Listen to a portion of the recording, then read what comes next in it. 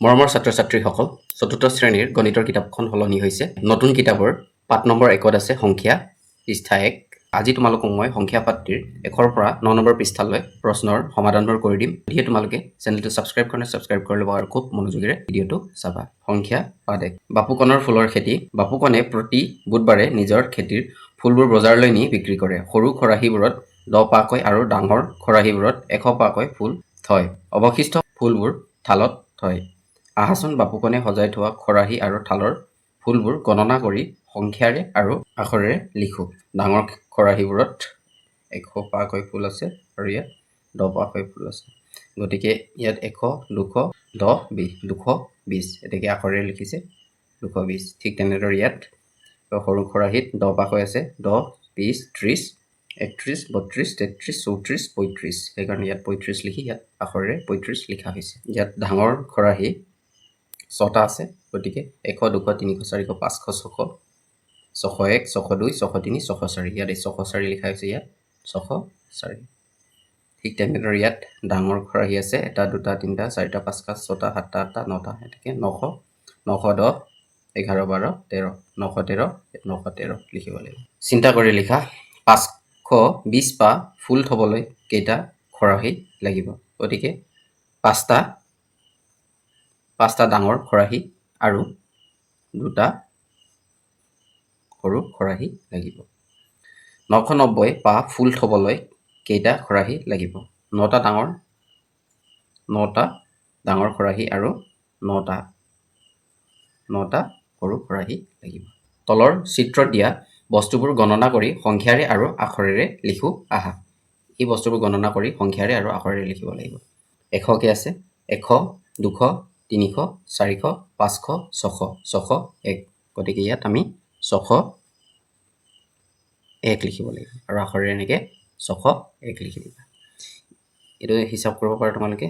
100, 200, 300, 400, 500, 600, 700, 710, 720, 21, 22, 23, 24 মানে 724। 724 লিখি ইয়াত আখৰেৰে 724 লিখি দিবা। ঠিক তেনেদৰে ইয়াত 100, 200, 300, 400, 500, 510, 520, 530, 540, 550। তোমালোকে 550 লিখি দিবা আৰু ইয়াত 550 এনেদৰে লিখি দিবা। 4টা অংকৰে গঠিত আটাইতকৈ সৰু সংখ্যা 1000। 4টা অংকৰে গঠিত আটাইতকৈ সৰু সংখ্যা 1000। কোনখন পাওৰুটি নিগনিটোৰ ওচৰত আছে? এই নিগনি দেখিছা, এই পাওৰুটি এটা আছে 1000, এটা আছে 2000। নিগনিটো কোনটো সংখ্যাত আছে? নিগনিটো 1300 আছে, গতিকে ইয়াত আমি 1300 লিখিব লাগিব। 1300। নিগনিটোৰ ওচৰত থকা পাওৰুটিখন কোনটো সংখ্যাত আছে? ওচৰত থকা পাওৰুটিখন ক'ত আছে? 1000ত আছে। 1000 লিখি 1300ৰ নিকটৱৰ্তী হাজাৰ হৈছে 1000। চিন্তা কৰা। ক নম্বৰ, নিগনিটো 1600ত থাকিলে কোনটো সংখ্যাত থকা পাওৰুটিখন নিগনিটোৰ ওচৰ হ'ব? এইটো 2000। 2000ত থকা পাওৰুটিখন ওচৰ হ'ব 1600ত যদি থাকে নিগনিটো। খ নম্বৰ, নিগনিটো 1300ৰ বাহিৰে তলৰ কোনকেইটা সংখ্যাত থাকিলে 1000ত থকা পাওৰুটিখন নিগনিটোৰ ওচৰ হ'ব? ঘেৰ দিয়া। গতিকে নিগনিটোৰ 1000ত ওচৰত থকা পাওৰুটিখন কোনকেইটা সংখ্যাত থাকিলে ওচৰ হ'ব? এটা হ'ব 1200, 1200ত থাকিলে 1000লৈ ওচৰ হ'ব, আৰু এটা হ'ব 1400। এই দুটা তোমালোকে ঘেৰ কৰি দিবা এনেকৈ। চিন্তা কৰি লিখো আহা। ক নম্বৰ, 1000ৰ ঠিক আগৰ সংখ্যাটো কি? 1000ৰ ঠিক আগৰ সংখ্যাটো হ'ব 999। খ নম্বৰ, 950 টকাৰ লগত আৰু কিমান টকা লগ লগালে 1000 টকা হ'ব? 950ৰ লগত আৰু 50 টকা যদি লগ লগাওঁ তেতিয়া 1000 টকা হ'ব। 50 টকা। গ নম্বৰ, প্ৰেক্ষাগৃহ এটাত 1000খন আসন আছে। 850 গৰাকী মানুহ বহাৰ পাছত কিমানখন আসন খালী থাকিব? কিমান থাকিব? 150খন। ঘ নম্বৰ, 1000 টকাতকৈ 350 টকা কিমান কম? 650 টকা।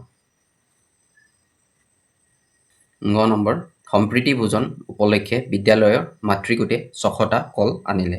সেইদিনা উপস্থিত থকা 1000 গৰাকী ব্যক্তিৰ প্ৰতিগৰাকীকে এটাকৈ কল দিলে আৰু কিমানটা কলৰ প্ৰয়োজন হ'ব? মুঠ ব্যক্তি আছিল 1000, তাৰে কল আছিল অকল 600টা, গতিকে আৰু 400টা কল লাগিব। ইয়াত তোমালোকে 400 লিখি দিবা। ভাবো আৰু লিখো আহা। 1000 টকা হ'বলৈ তলত দিয়া নোটৰ গোটবোৰৰ পৰা কি নোট কিমান ধৰণে ল'ব পাৰি খালী ঠাইত লিখো আহা। ইয়াত থকা নোটবোৰ তোমালোকে খালী ঠাইত লৈ 1000 টকা বনাব লাগিব। গতিকে তোমালোকে নিজৰ ইচ্ছামতে যি মন যায় ল'বা। মই এনে তোমালোকক দেখাই দিছোঁ ইয়াত। 10খন 10 টকীয়া 100 টকা হ'ব, 4খন 100 টকীয়া 400 টকা, এখন 500 টকীয়া নোট 500 টকা, মুঠতে 1000 টকা হ'ব। 5খন 20 টকীয়া নোট 100 টকা, 2খন 200 টকীয়া নোট 400 টকা, এখন 500 টকীয়া 500 টকা, মুঠতে 1000 টকা হ'ব। 2খন 50 টকীয়া 100 টকা, 3খন 100 টকীয়া 300 টকা, 3খন 200 টকীয়া 600 টকা, মুঠতে 1000 টকা হ'ব। গতিকে তোমালোকে বেলেগ বেলেগ নোট ব্যৱহাৰ কৰি 1000 টকা বনাব পাৰিবা। 10টা 100 লগ লগালে 1000 হয়। দেখিছা তোমালোকে ইয়াত 10টা 100 লগাই এইটো 1000 হৈছে। ছবি চাই সংখ্যা লিখো আহা। ইয়াত ছবিবোৰ চাই তোমালোকে সংখ্যাবোৰ লিখিব লাগিব। ইয়াত আছে 1000, 2000, 2010, 20, 30, 40, 50, 2050। গতিকে 2000ৰ লগত 50 লগ লগালে 2050 হ'ব। ইয়াত 2050 লিখি দিবা, 2050, আৰু ইয়াত 2050 লিখি দিবা। ঠিক তেনেদৰে ইয়াত 1000, 2000, 3000, 4000, 4010, 11, 12, 13। 4000ৰ লগত 13 লগ লগালে 4013 হ'ব। আখৰেৰে 4013। ঠিক তেনেদৰে 1000, 2000, 3000, 3000, 100, 200, 300, 400, 500, 600, 3600, 10, 11, 12, 13, 14। 3000ৰ লগত 614 লগ লগালে 3614 হ'ব। আখৰেৰে 3614। 1000, 2000, 3000, 4000, 5000, 6000, 7000, 7000, 100, 200, 7000, 200। 7000ৰ লগত 200 লগ লগালে 7200 হ'ব। 7200। ঠিক তেনেদৰে 1000, 2000, 3000, 4000, 5000, 100, 200, 300, 400, 500, 600, 700, 800, 900, 5900, 10, 20, 30, 40, 50, 60, 70, 80, 90, 91, 92, 93, 94, 95, 96, 97, 98, 99। 5000ৰ লগত 999 লগ লগালে 5999 হ'ব। 5999 লিখি দিবা। তলৰ কাৰ্ডসমূহ চাই সংখ্যাবোৰ লিখা। এই কাৰ্ডবোৰ চাই আমি সংখ্যাবোৰ লিখিব লাগিব। ইয়াত 1000 আছে, সেইকাৰণে 1000। ইয়াত ঘৰত 100 আছে, 100। ঠিক তেনেদৰে 10 দুটা আছে, 2 10, 1 এটা আছে, গতিকে 1 1। গতিকে এইটো হ'ব 1121। 1000 এটা আছে, 1000, 100 দুটা আছে, গতিকে 200। ঠিক তেনেদৰে 1 10 নাই, 10 নাই, গতিকে ইয়াত 0 লিখিব লাগিব। 1 তিনিটা আছে, 3 1 লিখা আছে। এইটো হ'ব সংখ্যাটো 1203। ঠিক তেনেদৰে এইটো চোৱা তোমালোকে 1000 এটা আছে, গতিকে এটা 1000। 4টা 10 আছে, 4 10, এইপিনে 3টা 1 আছে, 3। 1043। 1043। 1111ৰ বিস্তৃত ৰূপ হ'ল 1000 যোগ 100 যোগ 10 যোগ 1। বিস্তৃত ৰূপত লিখো আহা। 9000 হ'ব ইয়াত, 9000, 9000 যোগ 0 আছে, 0 যোগ 10 10 আছে, যোগ 1 6 আছে। ঠিক তেনে এইটো 3000 যোগ 9 খৰগৰ আছে, 900 যোগ 10 0 যোগ 1 4 আছে, 4। ঠিক তেনেদৰে এইটো 7000 যোগ 6 খৰগৰ আছে, 600 যোগ, ঠিক তেনেদৰে 8টো 10ৰ ঘৰত আছে, 80, আৰু 1 0 আছে, 0 লিখি দিবা। এনেদৰে তোমালোকে লিখি দিবা। বিস্তৃত ৰূপ চাই সংখ্যাটো লিখো আহা। এই ৰূপটো চাই, বিস্তৃত ৰূপটো চাই সংখ্যাটো আপুনি লিখিব লাগে। 1489। 1499। ঠিক তেনে 5099। ঠিক তেনে 1947। এইটো হ'ব 6300। 0 আছে, 5, 6305। অংকৰ স্থানীয় মান। তলৰ সংখ্যাকেইটাত 5ৰ স্থান লিখো আহা। এতিয়া 5ৰ স্থান লিখিব। এইটো 5000ত আছে, সেইকাৰণে 1000ত লিখিছে। ঠিক তেনেদৰে ইয়াত 5ৰ স্থান হ'ব শতকত আছে, শতক হ'ব 5ৰ স্থান শতকত। 5ৰ স্থানীয় মান 500 বা 500 এনেকৈ লিখি দিবা ঠিক তেনেদৰে ইয়াত 5ৰ স্থান হ'ব দশক দশকত 5ৰ স্থানীয় মান 5 10 বা 50 ঠিক তেনেদৰে ইয়াত 5ৰ স্থান হ'ব একক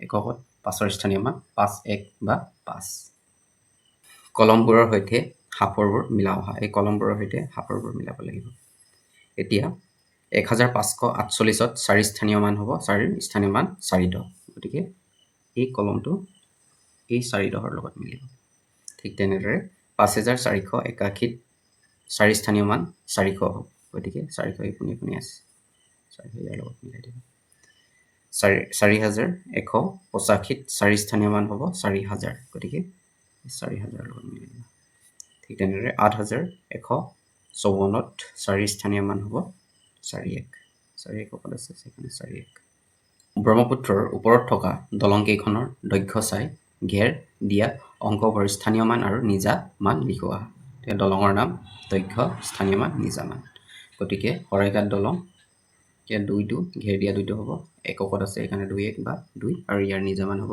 2 ঠিক তেনে নাৰায়ণ হেতু 8 দশকত আছে এখানে 8 10 বা 80 নিজা মান হ'ব 8 কলিয়া ভ্ৰমাৰ হেতু 0 শতকত থাকিলেও 0 বা 0 বা 0 নিজা মান হ'ব 0 ঠিক তেনে বগীবিল দলং 9ত ঘেৰ দি আছে 9 শতকৰ স্থান আছে এখানে 900 বা 900 ইয়াৰ নিজা মান হ'ব 9 ঠিক তেনে ডক্টৰ ভূপেন হাজৰিকা হেতু 9000ত আছে 9 হাজাৰৰ ঘৰত এখানে 9000 বা 9000 ইয়াৰ নিজা মান হ'ব 9 তলত দিয়া সংখ্যা কাৰ্ডসমূহ স্থান অনুসৰি সজাই সংখ্যাৰে আৰু আখৰেৰে লিখোৱা হয় গতিকে এই সংখ্যা কাৰ্ডসমূহ আমি ডাঙৰৰ পৰা সৰুলৈ 1000 দুটা আছে গতিকে 1000 দুটা লিখিলো 100 দুটা আছে তাৰ পিছত 100 দুটা লিখিলো তাৰ পিছত 10 আছে 10 লিখিলো তাৰ পিছত 1 আছে ত্ৰিভুজ আকৃতিত 1 এইবোৰ লিখি দিলো গতিকে 1000 2000 2100 200 210 11 12 13 মানে ইয়াত লিখি দিবা 2213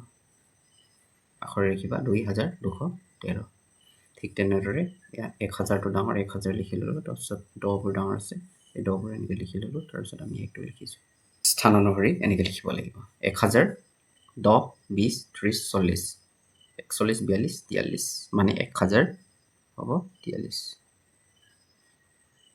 ঠিক তেনেদৰে ইয়াত 1000 ইয়াত আছে 1000 ইয়াত আছে দুটা 1000 লিখিলো তাৰপিছত 103টা আছে 103টা লিখিলো 10 লিখিলো 1 1 লিখিলো স্থান অনুসৰি আমি সজাই ললো এতিয়া আমি হিচাপ কৰিম 1000 2000 100 200 300 310 11 12 মানে 2312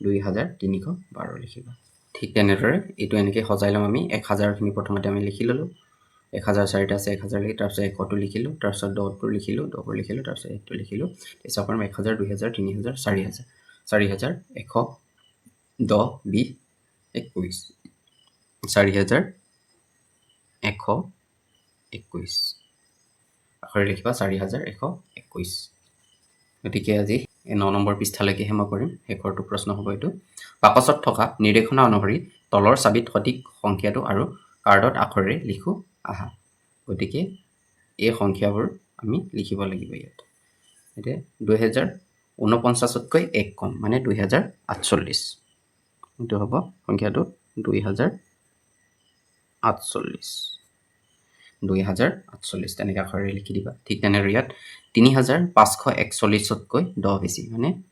3551 লিখি দিবা 3551 ঠিক তেনেদৰে 6847তকৈ 20 বেছি মানে 6867 লিখি দিবা ঠিক তেনেদৰে 5496তকৈ 100 কম তেনেহ'লে 5396 গতিকে ভিডিঅ'টো বহুত দীঘল হৈ যাব ভিডিঅ'টো ইমানতে সমাপ্ত কৰিছোঁ এনেধৰণৰ শিক্ষামূলক ভিডিঅ'ৰ বাবে তোমালোকে চেনেলটো ছাবস্ক্ৰাইব কৰি ল'বা ধন্যবাদ